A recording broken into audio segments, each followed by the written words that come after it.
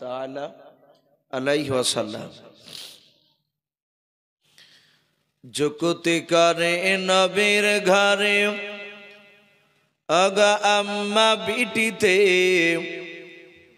আগা আম্মা বিটিতে, কাহার আগে কে যাবে সেই খোদার জান্নাতে। আরেকটু সাউন্ডটা দাও নাকি বলছে।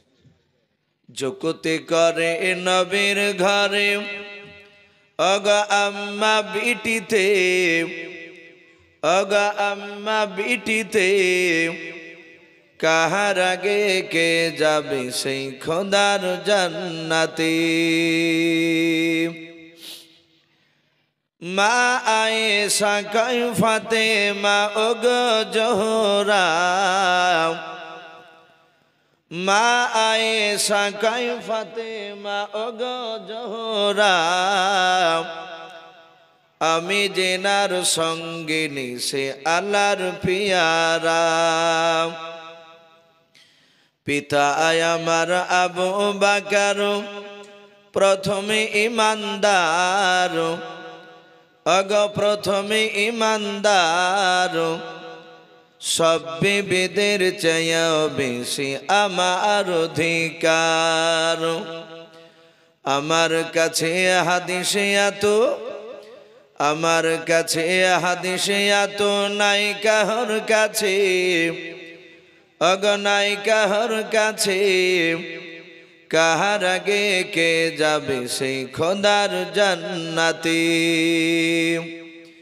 যুকুতি করে নবীর ঘরে অগা আম্মা বিটিতে, অগা আম্মা বিটিতে, কাহার আগে কে যাবে সেই খোদার জান্নাতে। মা ফাতেমা বলে ও মা ঠিক বলেছ, মা ফাতেমা বলে ও মা ঠিক বলেছ, এত কথার মাঝেও তুমি আসল ভুলেছ।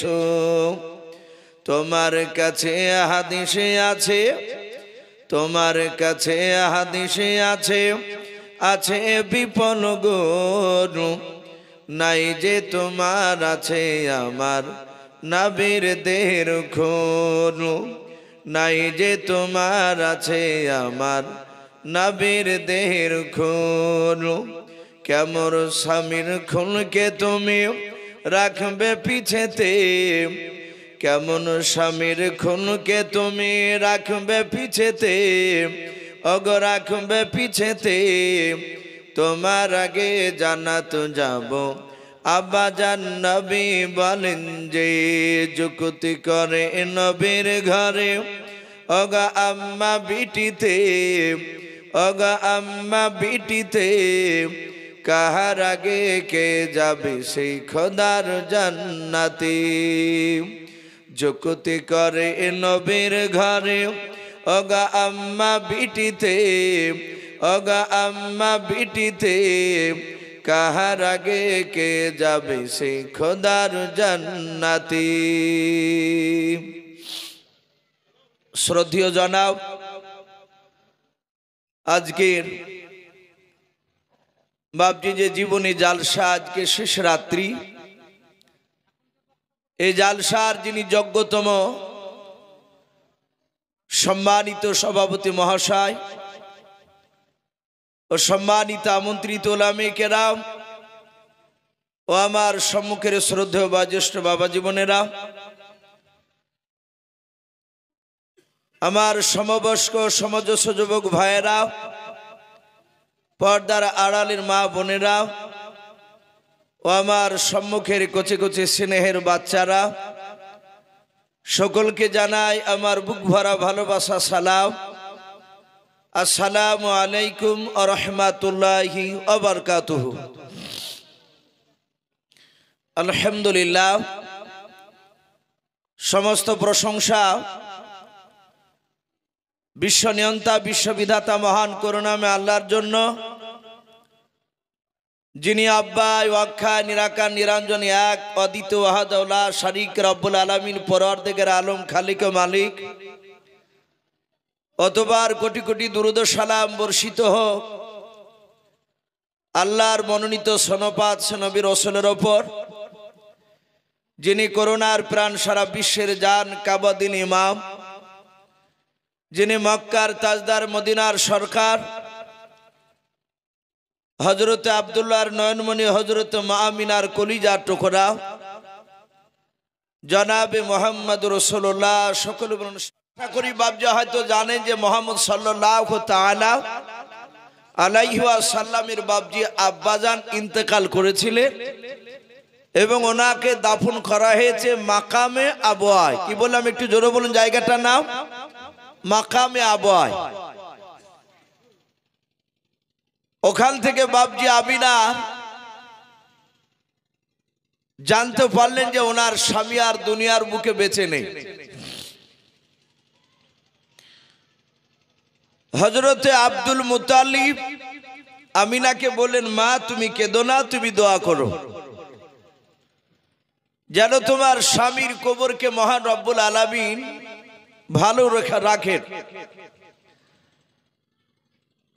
হযরতে আমিনার পেটে বিশ্ব নবী জনাবে মুহাম্মদ রাসূলুল্লাহ সাল্লাল্লাহু তাআলা আলাইহি ওয়াসাল্লাম বাবজি তিনি বড় হতে লাগলেন।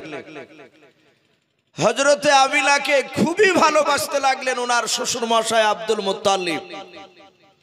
ওনার ছোট ছেলে বেঁচে নেই।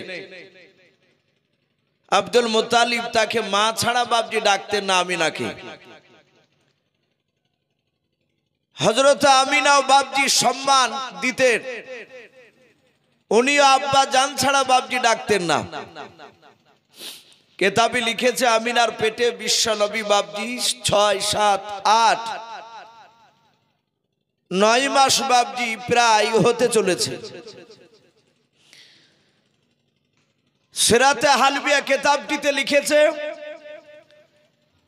যে আব্দুল মুত্তালিবকে বাবজি পিপাসা লেগেছে, উনি পানি পান করার জন্য আমিনাকে বলেন, আমিনা ওগো মা আমিনা, আমাকে পিপাসা লেগেছে, 1 গ্লাস পানি নিয়ে এসে দাও।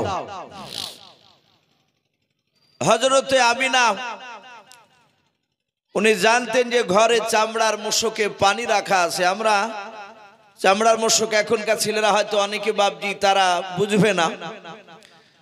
আমরা যেমন বাবজি বালতিতে মাটির কলসিতে বাবজি পানি রাখে অনেক সময়, এখন তো প্রায় বাড়িতে বাবজি ট্যাঙ্কি হয়ে গেছে, ট্যাপ সিস্টেম হয়েছে, এই জন্য বাবজি আলাদা করে আর ছোটখাটো জায়গায় পানি রাখার প্রয়োজন পড়ে না। দরকার হলে বাবজি প্রতিটা ঘরে বাবজি ট্যাপ সিস্টেম করা থাকে, প্রয়োজন অনুযায়ী বাবজি ট্যাপ থেকে পানি আমরা নিয়ে নিই। কিন্তু ওই সময় বাবজি ট্যাপের সিস্টেম ছিল না, ঝর্ণা থেকে ইদারা থেকে পানি তুলে নিয়ে যেত। হযরতে আমিনা পানি দেখলেন যে ওনার শ্বশুর মশাই পানি চাইলে, উনি গিলাসটা হাতে করে নিয়ে ঘরে চলে গেলেন, বালতিতে পানি আছে কিনা দেখে দিলি। পানি যেখানে রাখা জায়গা ছিল সেই জায়গার কাছে গিয়ে দেখেন পানি নেই। হযরতে আমিনা এসে বললেন, আব্বাজান পানি তো ঘরে নেই, পানি ফুরিয়ে গেছে। আব্দুল মুত্তালিব তিনি মনে মনে চিন্তা করলেন, আমিনাকে আর পানি আনতে হুকুম করা যাবে না। কেন? আমিনার পেটে বাচ্চা রয়েছে। আমিনাকে যদি বলি যে মা ইদারা থেকে পানি তুলে নিয়ে এসো, তাহলে আমিনার পেটে বাবজি বাচ্চা রয়েছে, মাথাটা নিচু করে বালতিতে দড়ি বেঁধে পানি তুলতে গেলে আমার আমিনার পেটে ব্যথা পাবে, আমিনা কষ্ট পাবে। বললেন, ওগো মা আমিনা তোমাকে পানি আনা লাগবে না, আমার পিপাসা মিটে গেছে। হযরতে আমিনা তিনি এমনই সতী সাধ্যবতী রমণী ছিলেন, এত ভালো মেয়ে ছিলেন, উনি চিন্তা করলেন না শ্বশুর মশাই পানি চাইছে, আমি এখানে বসে থাকা যাবে না। আমাদের বাবজি ঘরের অনেক বৌমারা শ্বশুর শাশুড়ি মা দিদি ঘর থেকে ডাকে, শুনতে পেলেও বাবজি না শোনার ভান করে, হয়তো শুনলে হয়তো কোনো কাজের হয়তো হুকুম করবে মনে হয়। এই কাজের ভয়ে বাবজি চুপচাপ, সে হয় মোবাইল দেখে, পরে সে যদি বলে যে তোমাকে বারবার ডাকছি বোমা উত্তর দিচ্ছ না, বলো কই শুনতে পেয়েছিলাম না, হয় ঘুমিয়েছিলাম, বাহানা করে কথা বলবে, মিথ্যা কথা। আমি না দেখলে না শ্বশুর মশা পানি চাইলেন, আমি এইভাবে বসে থাকা এটা উচিত হবে না। আমি নিয়ে এসে দিই, বালতি থেকে পানি তুলে নিয়ে, ইদারা থেকে পানি নিয়ে এসে দিই, বালতি আর দড়ি নিয়ে বাপজি ইদারার দিকে যাচ্ছে। আমার মহান রব্বুল আলামিন তিনি ওয়া আলা কুল্লি শাইইন কাদির, তিনি সর্বশক্তিমান। মহান রব্বুল আলামিন বলছেন, ওরে আব্দুল মুতালিব, তুই তোর বৌমাকে পানি আনতে বারণ করলি যে ইদারায় পানি তুলতে গেলে মাথাটা নিচু হবে, আমি না কষ্ট পাবে, বালতিতে বেঁধে দড়ি বেঁধে পানি টেনে তুলতে গেলে কষ্ট পাবে আমি না, কিন্তু আমি আল্লাহ, আমি এমন করে আমিনাকে পানির ব্যবস্থা করে দিব, আমিনার মাথাটা নিচু করা লাগবে না। বলুন সুবহানাল্লাহ। হযরতে আমিনা বালতি দড়ি নিয়ে ইদারার দিকে যাচ্ছেন পানি তুলতে রে বাবা। মহান রব্বুল আলামিন আল্লাহর কুদরতে পানিকে ডাক দিয়ে বলেন, ওরে পানি আর নিচু দিকে থাকবে না। আল্লাহর কুদরতে পানির জবান খুলে গিয়ে ডাক দিয়ে আল্লাহকে বলেন, আল্লাহ তুমি এর পূর্বে কোনোদিন পানি ওঠার কথা বলো না, আজকে হঠাৎ কেন তুমি উঠতে বললে বলাও। আমার আল্লাহ বলেন, ওরে আমার পানি দেখ, কে পানি নিতে আসছে? বলো আব্দুল্লাহর স্ত্রী আমিনা পানি নিতে আসতেছে। ওরে পানি শোন, ওই আমিনার পেটে সারা পৃথিবীর দরদি নবী জনাবে মুহাম্মদ রাসূলুল্লাহ সাল্লাল্লাহু তাআলা আলাইহি ওয়াসাল্লাম ভরা আছে।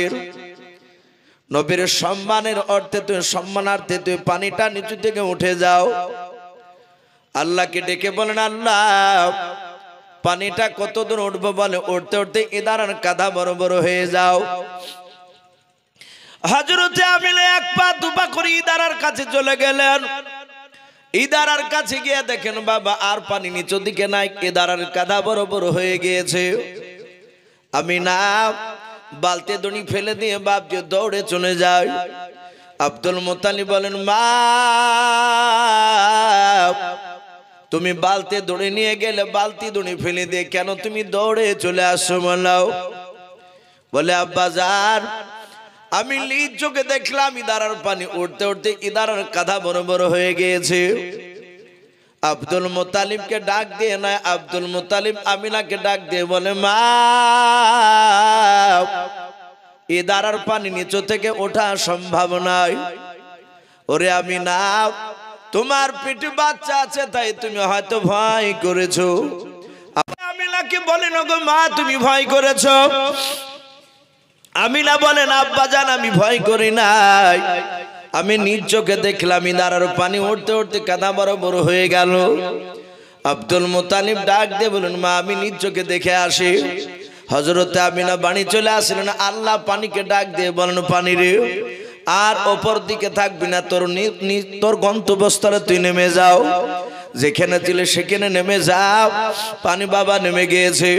হযরতে আব্দুল মুত্তালিব ইদারার কাছে এসে দেখে বাপজি পানির দিকে ওঠে নাই, পানি নিচুতে নেমে আছে। হযরতে আব্দুল মুত্তালিব ডাক দিয়ে বলেছিল, আমিনা ও মাও, তুমি বলেছে ইদারার পানি উঠতে উঠতে নাকি ইদারার কাঁধা বড় বড় হয়ে গিয়েছে।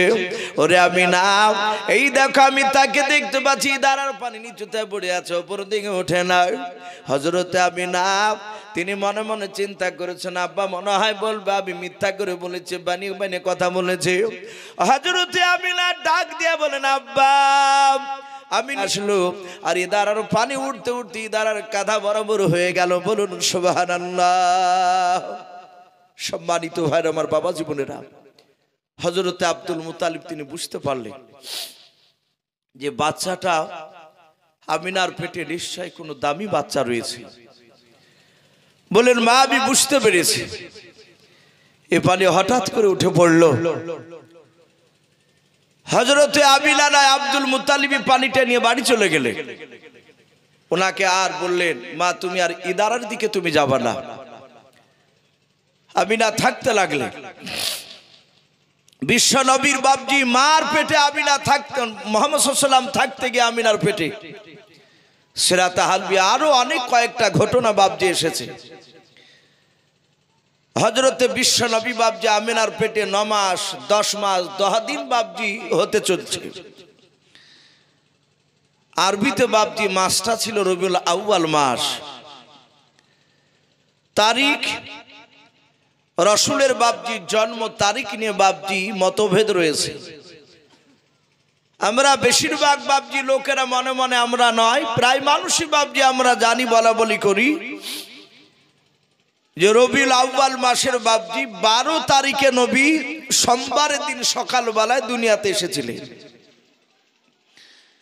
12 তারিখ, কিন্তু কেতাবে লিখেছে 12 তারিখ বলে নয়, কে বলেছেন 9 তারিখ রবিউল আউয়াল মাসের 9 তারিখ ছিল, কেউ বলেছেন 10 তারিখ, কেউ বলেছেন 11, কেউ বলেছেন 12।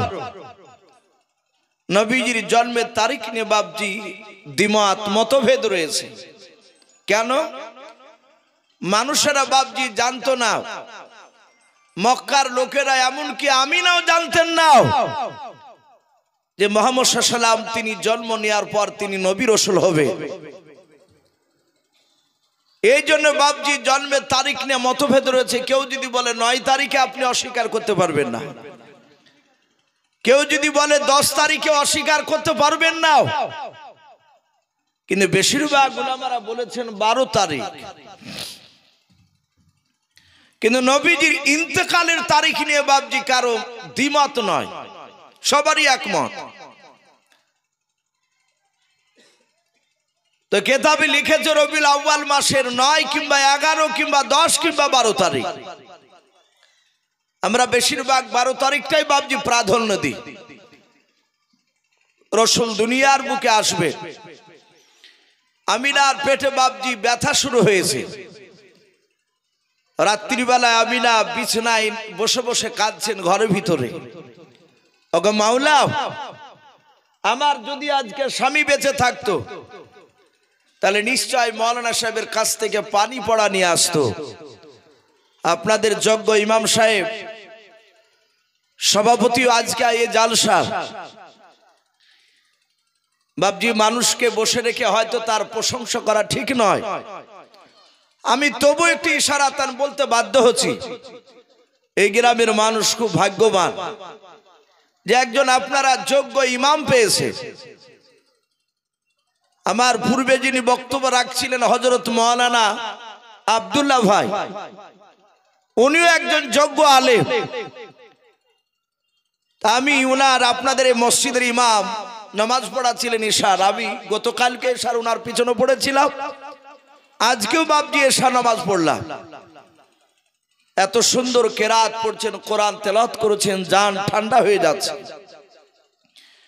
যোগ্য ইমাম না থাকলে বাপজি জালসা মানায় না। অনেক জায়গায় জালসায় দেখতে পাওয়া যায় সভাপতি করে দেয়, মুখে দাড়ি থাকে না, ও নামাজই পড়ে না। হয় টাকা পয়সা আছে, নাহলে এলাকার বড় ধরনের হয়তো নেতা টেতা ওকে বসে দিয়েছে সভাপতি জায়গায়। অনেক বক্তারা বাপজি ভুলভাল কথা বলে চলে যায়, ধরার ক্ষমতা থাকে না, বুঝতে পারে না যে এই কথাটা ভুল বলে চলে গেল। এই জন্য বাপজি যার যেখানে সভা পায়, যে যেই লাইনের জিনিস তাকে সেই জায়গায় উপযুক্ত লোক বসানো, এটা দরকার। আলহামদুলিল্লাহ আজকে খুব খুশি আপনাদের দূর যাত্রী জালসায় আপনাদের যোগ্য ইমাম সাহেবকে বাপজি সভাপতি হিসাবে পাওয়াতে। আমি বলছিলাম পানি পড়া আপনাদের ইমাম সাহেবদের কাছে মানুষ কার পড়া পানি পড়া নিতে যান না, কিছু হলেই যায়।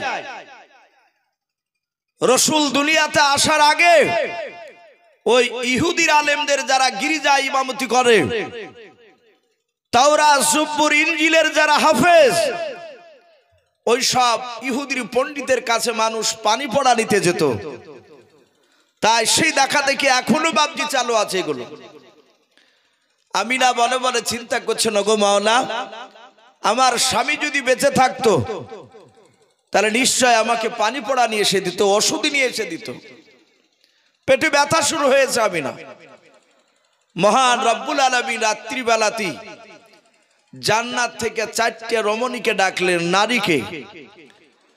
4 নারীকে ডেকে বলেন, আয় রমণীরা আয়, এক্ষুনি জান্নাতে কাউসারের পানি, জান্নাত থেকে মুশকে আম্বার, জান্নাতের দামি জান্নাতি পোশাক নেকড়া নিয়ে তোমরা চলে যাও আব্দুল্লাহর কুটুরিতে। জোরে বলুন সুবহানাল্লাহ। ওই আমিনার ঘরে 4টে অপরিচিতা নারী, তারা আমিনা, কেউ তাদেরকে চিনে না। সবাই মিলে বাপজি তারা ঘরে হঠাৎ করে প্রবেশ করছে।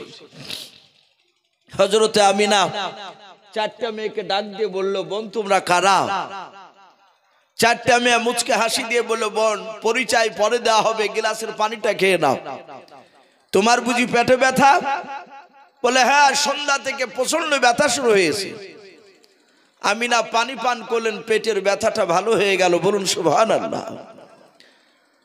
আমিনা ডাক দিয়ে বলে, বোন কে গো? এত রাত্রিতে এসে তোমরা আমার উপকার করলে?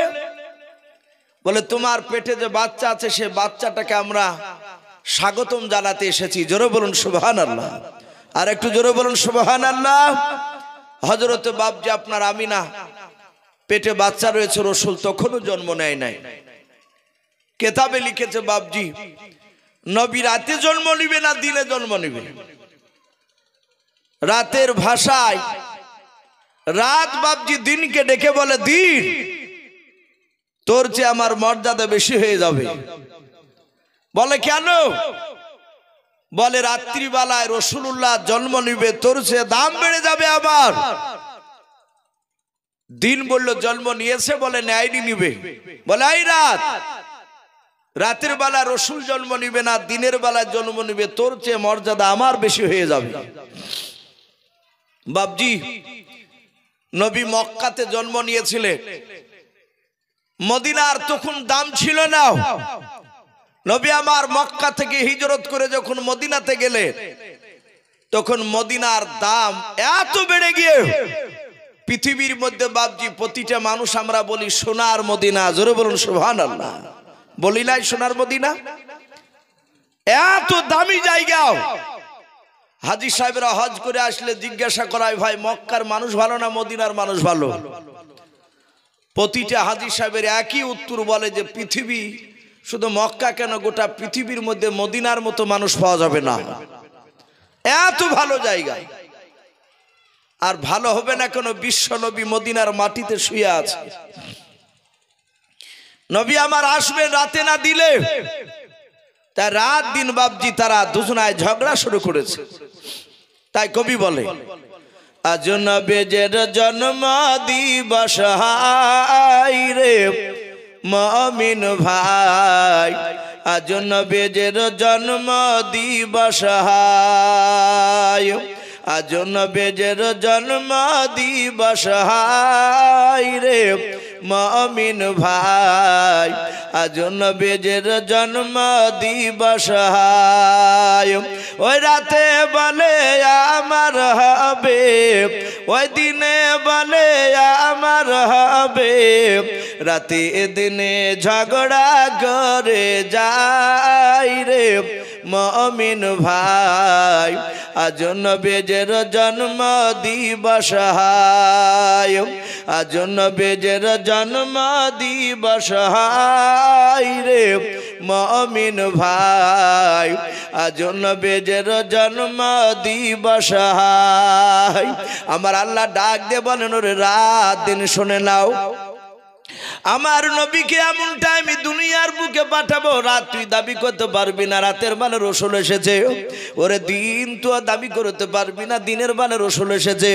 ও বাপজি ভাইরা, আমরা সকলে জানি ফজরের আজান, মুয়াজ্জিন যখন আজান দেয় আসসালাতু খায়রুম মিনান নাওম বলে না, ওই টাইমটাকে শুভে সাদিকের টাইম বলা হয়।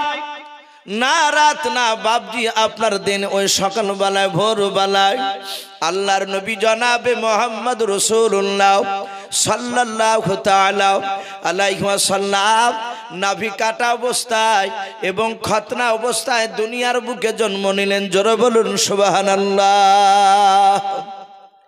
নাভি কাটা অবস্থায় আমাদের বাচ্চারা সন্তানরা নাভি কাটা অবস্থায় জন্ম নেয় বাপ। বিশ্বনবী নাভি কাটা এবং খতনা অবস্থায় সিরাতে হালবিয়া কিতাব দিতে লিখেছে, আর রাহিকুল মাকতুম কিতাব দিতে এসেছে।